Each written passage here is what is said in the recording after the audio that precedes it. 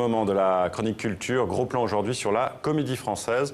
La troupe est actuellement à Montréal pour célébrer les 375 ans de la ville avec Lucrèce Borgia, la pièce de Victor Hugo. Un retour au Canada pour le français après 9 ans d'absence. Nicolas Georges et Guillaume Gouet ont pu rencontrer ses membres avant leur départ. Regardez. Nous sommes ici devant la Comédie Française en plein cœur de Paris, à 2 pas du Louvre. L'une des spécificités de la troupe de la Comédie Française, c'est d'exporter son savoir-faire à l'international.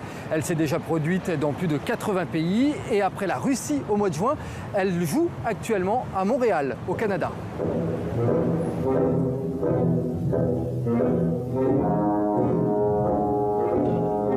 Nous sommes à la 11e tournée de la Comédie Française depuis 1955 au Canada et c'est la première fois que nous jouerons Victor Hugo.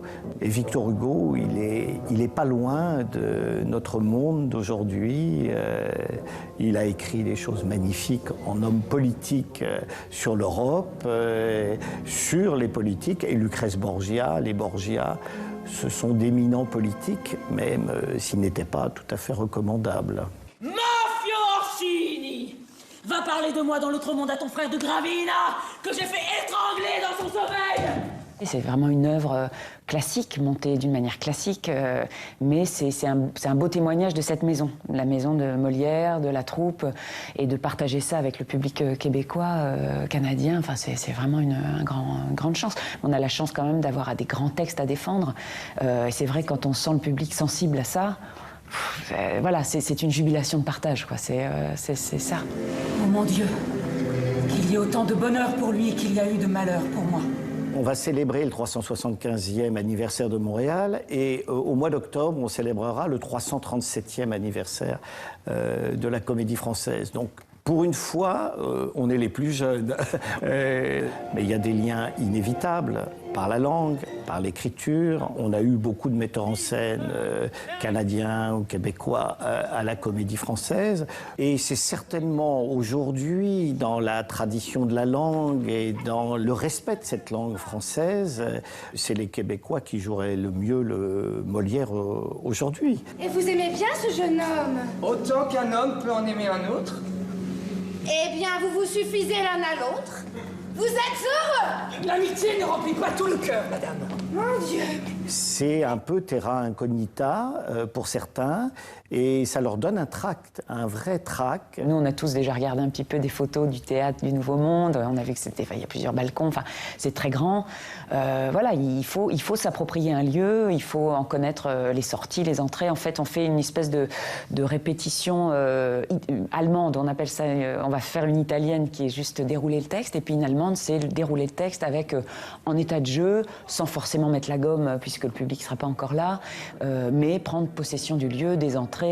Donc il y a 2 jours comme ça de reniflage où on s'approprie, on trouve notre territoire et puis ensuite on jouera.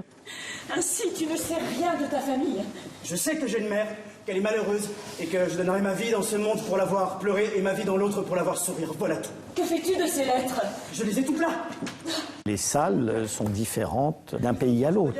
À Montréal, on a la chance d'être parfaitement compris et la langue de Victor Hugo sera entendue et comprise. Mais à Moscou, par exemple, les réactions du public n'étaient pas du tout les mêmes que celles de Paris.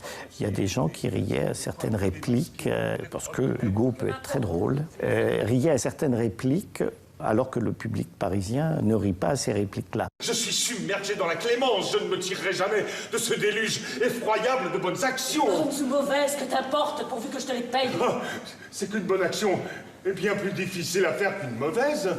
Tout peut être difficile, mais tout est un plaisir. Et ce qui est très bien, nous sommes des artisans. On transporte nos tréteaux sur le chariot de Thespis, comme Molière le faisait quand il partait avec l'illustre théâtre. Et ce qui est passionnant, c'est d'être à tous les stades de la construction et de l'élaboration de la tournée. Quand on est à l'étranger, forcément, on se révèle encore plus personnellement parce que voilà, on partirait pas avec tout le monde en vacances. Et en l'occurrence, on part pas en vacances, mais quand même, on découvre les gens dans leur intimité, en fait, dans leur quotidien. Et on a déjà testé que là, il y a un groupe d'enfer. Ce qui n'est pas toujours le cas. L'alchimie se fait pas toujours. C'est rare quand elle se fait pas du tout. Mais quand tout à coup on sent un groupe, alors ça fait un peu colo, hein, ça fait.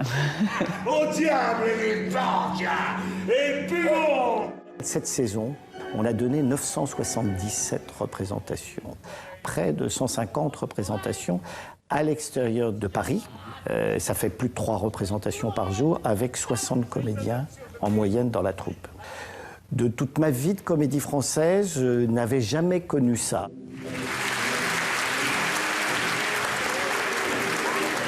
Et puis en 2018, pour sa prochaine tournée internationale, la troupe de la Comédie Française repartira sur les routes avec la pièce Les Damnés, mise en scène par le Belge Ivo van Hove.